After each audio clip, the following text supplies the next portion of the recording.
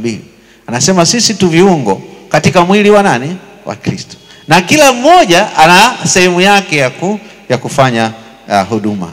Lakini je, tunashirikiana kweli? Je, hatufiki mahali tukalipaka matope kanisa? Utakuta mambo ya ajabu sana. Kikitokea kitu ndani ya kanisa, utakuta mtu wa kwanza kupeleka mitandaoni ni Mkristo aliyebatizwa. Halafu kanisa linaanza kuchekwa. Halafu watu wanaanza kulidharau, wanasema kanisa gani hili? Wakati fulani tumepewa kashfa ngumu sana, kanisa la Anglikana, kanisa la mashoga. Lakini dhambi ilifanywa na mtu mmoja tu, afu watu wengine waliokuwa waamini wakaibeba, wakaitupa katika mitandao, wakafanya vitu vingi sana. Leo hii tunafanya hayo.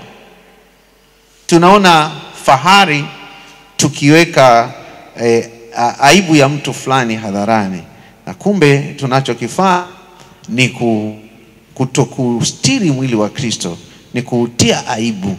Kwa hiyo ndugu zangu wapendwa, tuache kitu chochote ambacho kitaipa aibu kanisa, kitaipa aibu mwili wa Kristo, bali Kristo kwa kuyazika yale ambayo tunajua kabisa hayawezi kuwa nuru wala kuwa utukufu kwa kanisa la Mungu.